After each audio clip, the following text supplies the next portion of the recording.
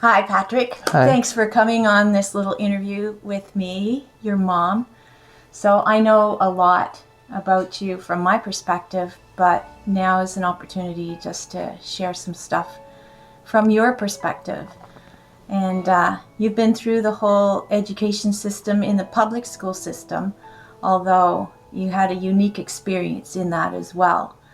So I'm just going to start by asking you some questions, and we'll just have a conversation, and all right, we'll see where it goes. So when you look back on your public school experiences and your education, what you were able to learn and not learn, what stands out for you as pros and cons?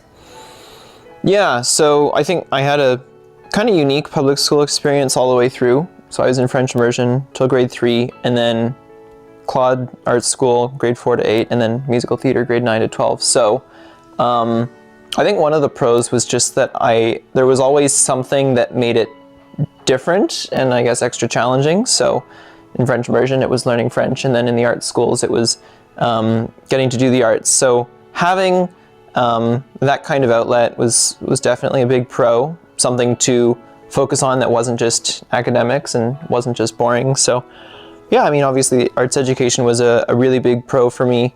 And also being in an environment of, teachers and other students who were supportive and had a very team-oriented mindset. I guess the other thing I should mention is in grade 12, I did the semester at the science school.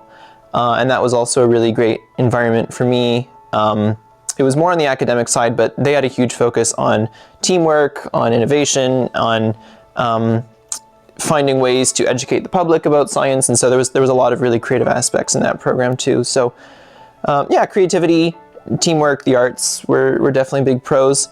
In terms of cons, there's only so much you can do, and the thing is, whenever you get focused in on one type of program, you start to lose out on other things. So for example, because I was so heavily invested in the arts, I couldn't learn as much about business or about science, or there was a grade 12 writing course that I would have wanted to take. So there were trade-offs there that I couldn't take some of those courses. I mean, there's more specific stuff. In terms of the curriculum, the reality is that the curriculum is very regimented. It's a lot of Shakespeare, it's a lot of, algebra, and very strict ideas of this is what you study at this grade. And so there was some good depth in those areas, but maybe not as much breadth as there could have been in terms of a wider survey of history, of English literature, of world geography. There was sort of a focus on Canadian history and geography, and then specific parts of literature and specific educational disciplines. But I think one of the cons would have been that I didn't get as much exposure to a broader field of knowledge that I would have been more interested in: philosophy, finance, all of those sorts of disciplines. So yeah, overall a great experience, but certainly learned a lot and developed different opinions along the way. Mm-hmm. So earlier when you started talking, you said something about you had an opportunity to focus on French and then the arts. Mm-hmm. But then in the same sentence, you said something about boring and academics were put together in a phrase that you used. So just wanted to pick up on that. So I think that if I had been in a traditional schooling environment without the programs that I was involved in, it would have been really boring because it was only academic. Whereas what made my experience, I think, a lot better than it would have been was because it wasn't just boring and academic. It also had those arts components. Okay, so if you didn't have the arts components as heavy a focus on it, and what would have made academics less boring in school? Well, partly one thing that I alluded to earlier, which is having a wider breadth of things to study. I think having more choice in what I studied as well. Like, again, I would have been able to pursue philosophy and the subjects that I was more interested in, and that would have made them more engaging.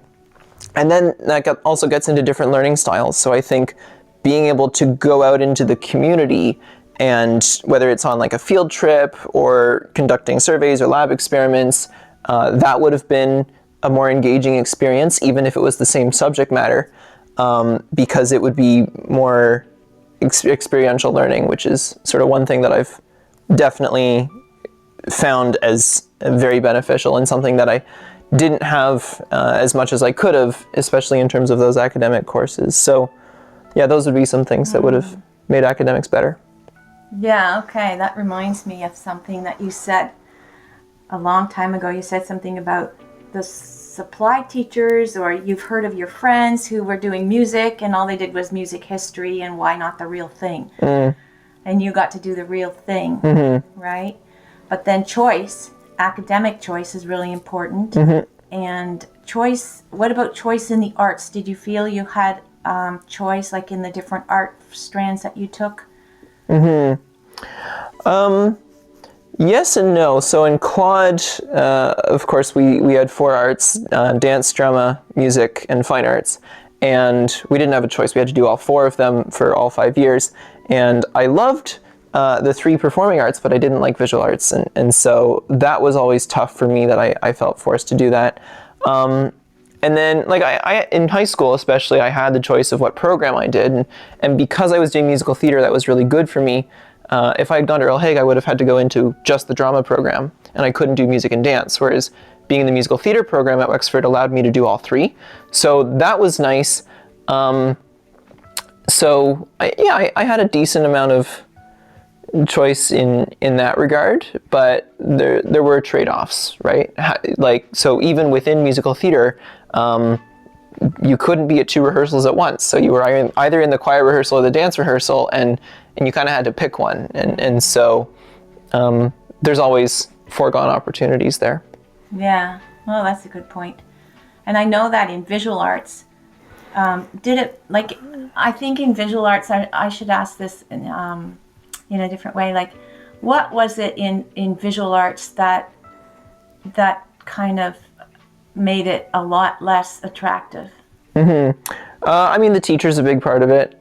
Having a good teacher versus a not so good teacher can really make or break any course, no matter how much you actually like the subject matter. So I didn't have great visual arts teachers. There wasn't a lot of choice, as you've pointed out before, in terms of the projects we did. Like, there was one project, everyone has to paint a fish. And so we all drew a fish, and it was all the same kind of fish. And so choice in terms of what we did. And it was also more of a critical environment, where it was like, this is what you're doing wrong, you're really bad at this, get better.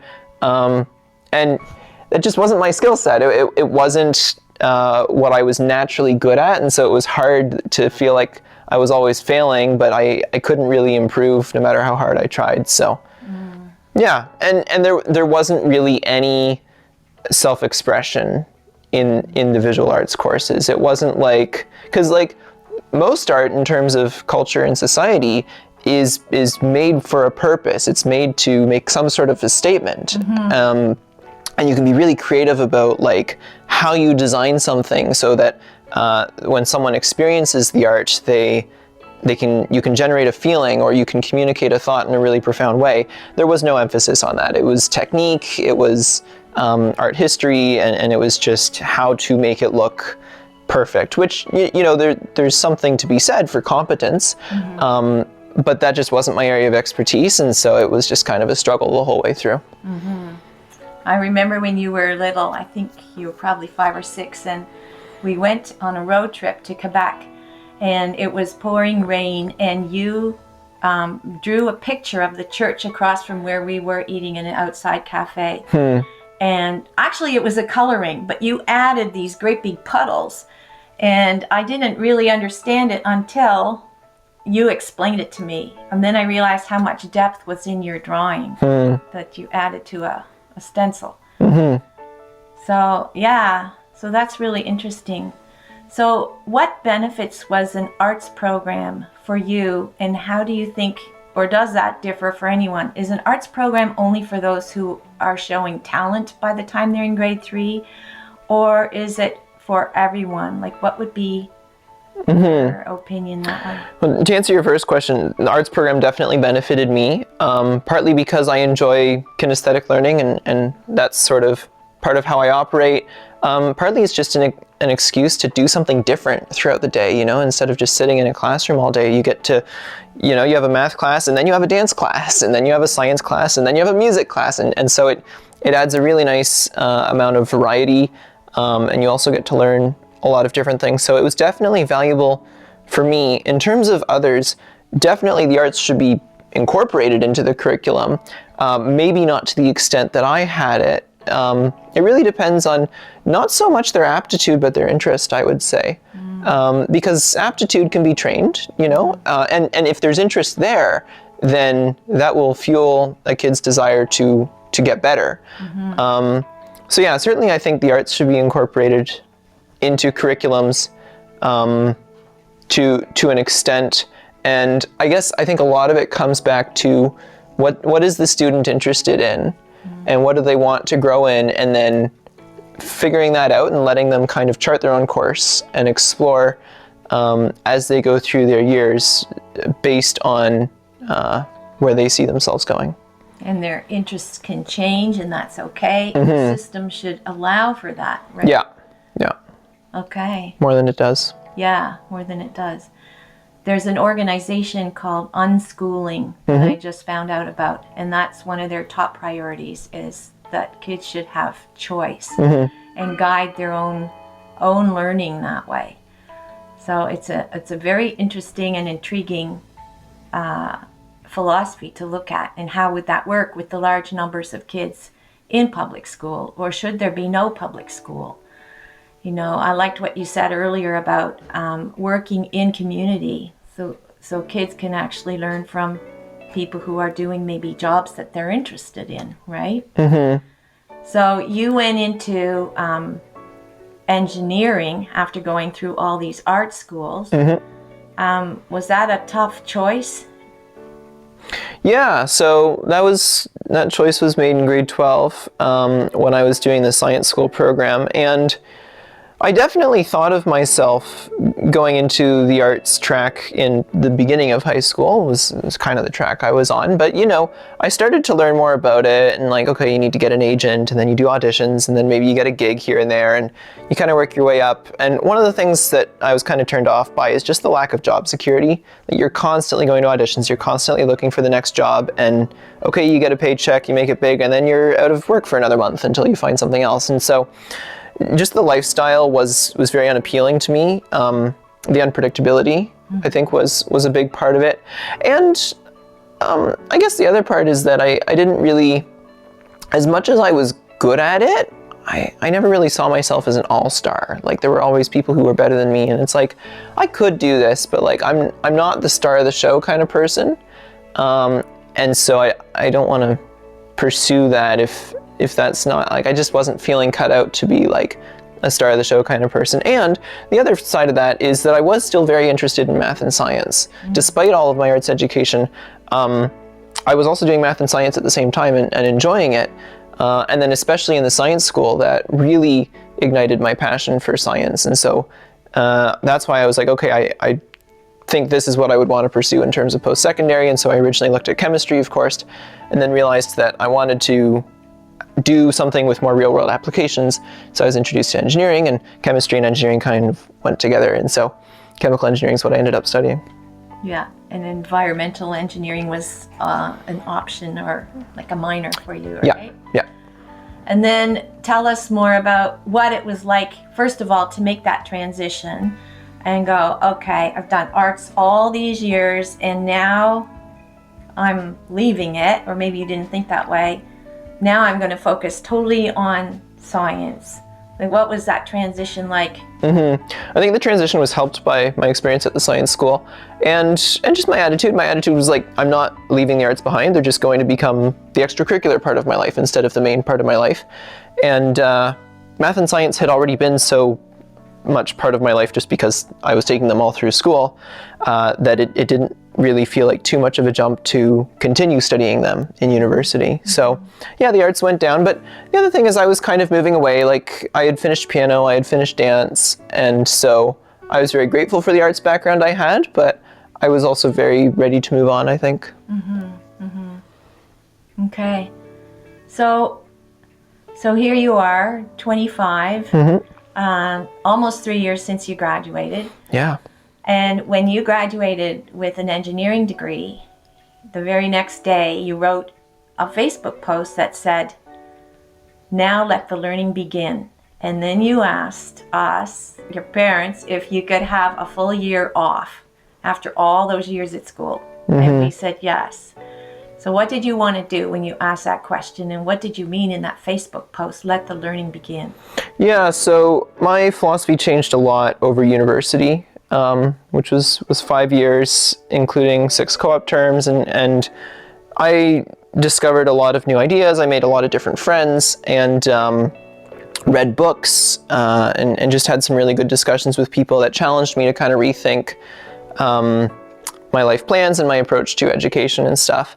And I really became a big proponent of kind of self-guided learning and being self-taught in a lot of things. I think going into university, I had imagined that I would learn more or different things, I guess. And then I ended up learning not really what I expected. It was still good stuff, but there's so much that I didn't learn in university that you can really only learn by, again, talking to people or reading books.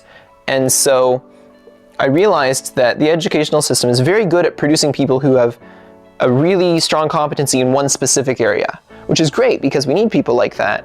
But you don't have the kind of well-rounded knowledge that I was really interested in acquiring. And also the learning style is very much like, here's the set curriculum and then there's a lecture, you know? So yeah, I decided that I wanted to teach myself more about some of the things that I was becoming interested in, such as philosophy, economics, finance, and investing, among other topics. And so I started picking up some books and reading them and listening to lectures. So I would go on YouTube and listen to entire university lectures for fun, like second-year psychology lectures, or you know, because I hadn't been exposed to those ideas and I wanted to learn about them too. And so I really started becoming self-taught. And it was nice because when I was in engineering, I never had time for that kind of stuff. And that's why I said, let the learning begin, because I was so busy studying engineering that I didn't have time to learn the things I wanted to learn about.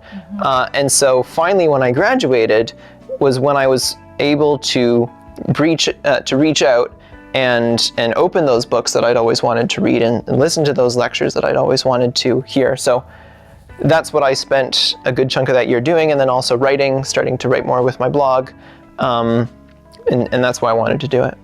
Yeah, so you really wanted to educate yourself, and I remember you spending most of the year in your room focused on learning, and then you'd come out at supper sometimes and talk about what you're learning. And you read that psychology book from Jordan Peterson's 4th year course, I think. What's it called? Maps of Meaning. Maps of Meaning. So that's helping you, even now you refer back to that sometimes. Yep.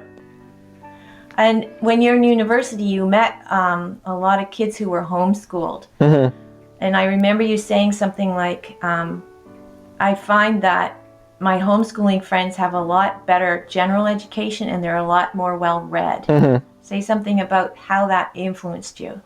Yeah, well, it certainly inspired me to become more well-read myself, because I just kind of assumed that everyone else had the same level of education that I did coming out of high school, because everyone kind of studied the same curriculum. But then when I met some friends who had been homeschooled, they started telling me about the books that they've read, and they've read volumes and volumes of books on everything, history, literature, all of the classics, like so many different topics that they were knowledgeable about, because so much of their homeschooling curriculum was just go read these books and kind of teach yourself.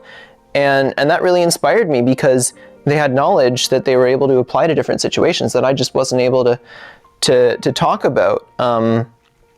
So, like, for example, Caleb's a good friend of mine, and he taught me about Bayesian reasoning, which is a type of statistical analysis that you can use to make better judgments about probability and like uncertainty.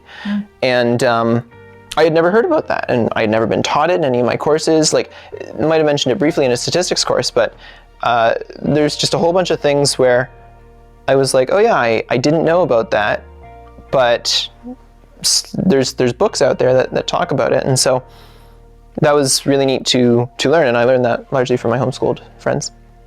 Cool. And you're still in touch with them, and all the way that you've been learning in the last few years has been, I think, it's been wonderful to have those friends, to have ongoing conversations about what you're learning and how it fits with where they're at and their learning, right? So if you think back on, like, I'm a big proponent of changing classroom practice in specifics, but also the whole education system. So if you were to give like 2 or 3 pieces of advice, what would be the priorities if we had a group of people who were movers and shakers and could actually influence the public school system? What do you think would need to come first? Yeah, I mean, there's a lot. Because we want to serve kids. That's what this is about, right? Yeah. And it sounds like they're not being served right now. So what would you suggest? Yeah, I think tailoring things to individual student needs and wants is a big part of it. And there's a few categories there. So one is the curriculum, letting students study what they want to study and have a more self-guided learning approach, as well as arts, experiential learning, labs, field trips, team-based learning, collaborative problem solving, all of that. Another part of that I've been thinking through is, I think skipping grades needs to become more common. I was very bored in a lot of my classes because I was often ahead of the pace, and I know there are other students like that. And if only they could skip a grade, even if it was like grade 3, grade 4, because that's a little bit easier to skip. I think that would help the students who are ahead of the game, be more engaged, because they're not constantly being bored, but they're being challenged, right? And they're being pushed to grow and to learn at their own pace. Can I just make a comment on that before you move on? Sure. So a lot of hesitation comes in with teachers because they think that socially they're not ready for the next age or the next grade, because and so how will that affect them socially and in their social and emotional development? Would you say that that's a concern, or that having a variety of ages in studying one thing is not a problem? I would say that having everyone at the same age grouped together is actually the problem. And that the right way to socialize kids is to expose them to people from different generations and different ages. And so I think we need to get rid of the age stage learning model entirely and put kids in areas where people maybe aren't the same age, but they're maybe interested in the same subject, or they have the same passion or aptitude. I think that would actually help the system, not hurt it. Interesting. Any other pieces of advice for where we should, other than more choice? That's what I heard in that. Yep. More choice and mixed ages. Thinking back not only to high school, but also to elementary school. Yeah, I mean, more field trips, which I've kind of mentioned, like maybe that's just because I really liked field trips, but so like I worked at the Science Center when I was at the science school, and we led the seminars that we would do when schools came in on field trips. And so for the younger kids, we would do lessons on pulleys and gears, but we would actually have physical pulleys and gears, and we'd have a whole lesson, an interactive lesson that we could do at the Science Center to teach them. And then for the older kids, whatever they were learning about, if they were learning about the theory of light, okay, we've got some really cool designs that have different light features, right? So what we did at the science school was field trips for those kids, but for us it was just part of how we teach. And so I think bringing that into the classroom, or more importantly bringing the students out of the classroom more often, can be really exciting. Another thing I think would be exposing kids to what kind of jobs there are out there. Like I really liked Take Your Kid to Work Day in grade 9. I wish that could be one day every year, so that we could have 12 workplaces that we're exposed to instead of one. There's so many, because the thing is, when you're a kid, everyone's like, well, what do you want to be when you grow up? And what kids say is police, firefighter, teacher. And the reason they say that is because those are the jobs they've been exposed to. They know what a police officer is, they know what a teacher is, maybe they know what a doctor is, but I didn't know what an engineer was until I was in like grade 12, And even engineers are pretty large category of jobs. You start getting into writing, you start getting into underwater welding, meteorologists. Like there are so many garbage collectors. There's so many different kinds of jobs out there that I feel like kids just aren't exposed to. And so they don't have anything to get excited about, and they don't have anything to motivate their learning because they don't have a clear vision of their career trajectory because they just don't know what the options are in terms of their career. And so I think if we gave kids a broader introduction to here are the kinds of work that people do in the world that you could maybe do one day, that could inspire them to say, oh, I really want to become an optometrist. Well, that kid probably didn't figure out what an optometrist was until they went to one, right? And so if we expose kids to these different types of roles, then that can give them an opportunity to get excited about it, and that can be something that then motivates their learning for the rest of their academic career and hopefully for the rest of their life. Wow, it makes me think there should be more interaction with the community. If the school was like the hub of a community, but it was the learning center, but the businesses also came into the school and the kids went out and they actually shadowed somebody in a profession for a while, even as early as elementary school. Because I know you came to my class every year for a while and you saw what teaching was about. How did that experience affect you?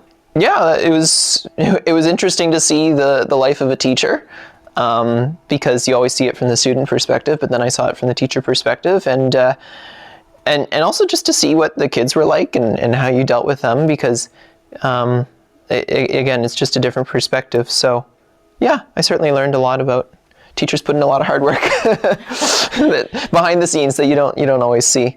Yeah. As a Plus, student. you had an opportunity to work with small groups at first, and then larger groups, and you actually went into some of my colleagues' classrooms.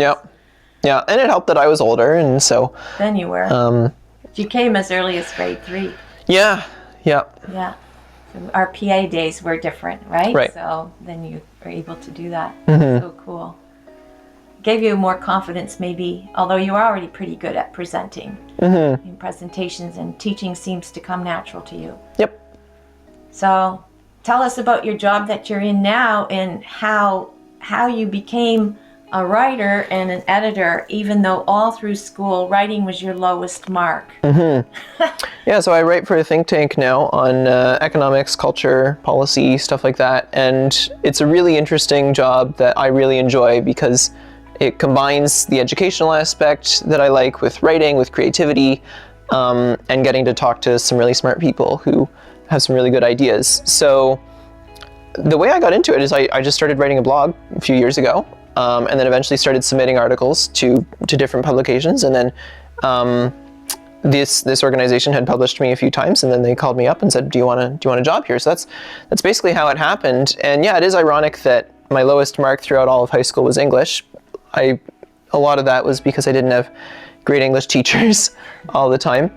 But yeah, writing for me is a really good combination of creative expression and reasoning and teaching, and being able to write out a persuasive argument and communicate it. And I guess the other part is that I like meaningful work, and a lot of the time in my engineering co-ops, I felt like the work I was doing didn't really matter because it was going to be shredded in 5 years anyways, and like 2 people were going to read the report, maybe 5. Whereas now there's thousands of people reading my articles, and benefiting from it and learning. And then they started discussion about it, and it's actually challenging them to see the world differently. And these articles are going to be here and are going to continue to be read for decades. And so it's just a lot more meaningful for me to be in a career where I can actually see that I'm making a difference, and that I'm creating things that are going to last, and that the value of the things I'm creating is going to last. And I didn't see that in a lot of my previous work. So that's interesting. So here you've gone through majoring in arts for all these years and getting even a voiceover job. Voice acting, yeah. Voice acting job for a number of years, and then going 5 years into an engineering co-op degree with Waterloo. And then you come to a place in your life where you have said no to both of those as far as career choices go. What was that like for you? Yeah, I mean, it was certainly a change, but change is the new constant, is the only constant I find. I calculated it recently, I've worked in 5 different industries. So voice acting, tutoring, camp, engineering, and writing.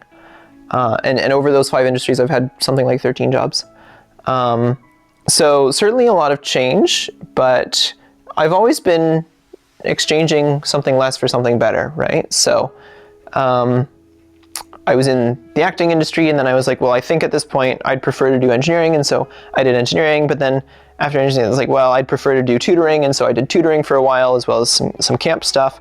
And then after tutoring and camp, it's like, well, I'd prefer to do writing, and then of course this opportunity came along. And so yeah, I mean, change is hard, but it's also been good. I'm glad that it happened, because I've been able to land in a spot that's a lot better than I would have been otherwise.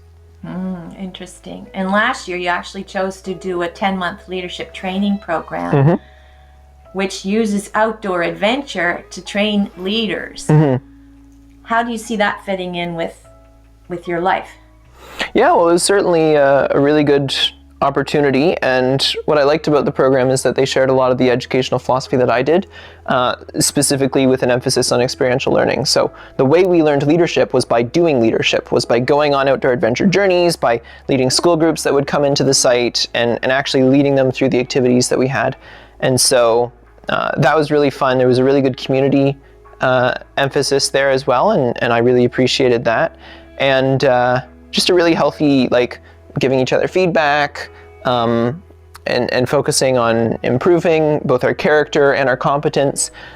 So yeah, it was just a really good experience for me, and solidified some of my ideas, because it really was an educational experience, but it wasn't education in the way people traditionally think about it. Partly because the subject we were studying was leadership. And it's like, what do you mean studying? Well, yeah, leadership's a topic, just like history's a topic, you know, and it's a really important topic. Like, anyone who's had a bad boss understands the importance of leadership skills. So we were studying a slightly different topic in a slightly different atmosphere. It's outdoor adventure, it's fun, but it was still very much educational. And I think one of the problems with the traditional schooling system is that we get boxed in to thinking about education as classrooms and lectures, and math and science and English, you know? When in reality, education is so much broader than that. It's arts, it's experiential learning, but it's also leadership, it's also outdoor adventure, it's also learning how to build a community. That's a form of knowledge, right? Alongside music, alongside character. And so that experience helped me solidify some of those ideas and values in terms of my approach to education, and also just get more experience in terms of building community and building leadership experience and competence.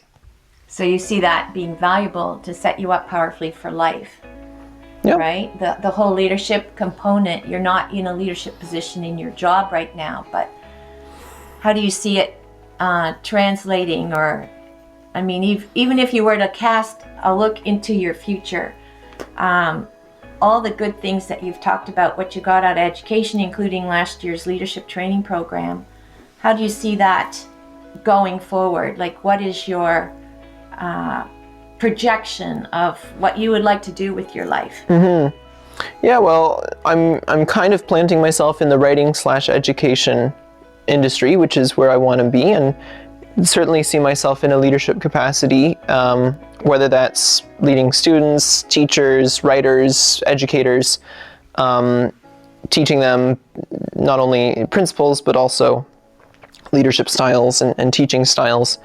And yeah, I think kind of where I want to end up is in a place where I can equip students and teachers to pursue educational pathways that are going to be a lot more valuable for them than the traditional pathways that have kind of been laid out. And whether I can do that by example, by actually doing it myself, or by writing and highlighting some of these examples in my writing. There's lots of different ways to do that, but I like the idea of giving people an idea that there are other options for schooling out there. And if I can use my career to promote that, I think that's going to impact hopefully millions of other kids who will then have a better educational experience than even I had, even though mine was really good as well. Wow, it sounds like our conversation is not really over, although I'm going to end it here. Sure. So thank you so much, and I just love your insights, and you're willing to be able to willingness to speak to your mom about this as if I didn't know a whole lot, but some of this you have never articulated, so it's news kind of in a way to me too, especially in the context of yeah, thank you for supporting me in what I'm up to with transforming education. Really appreciate it. No problem.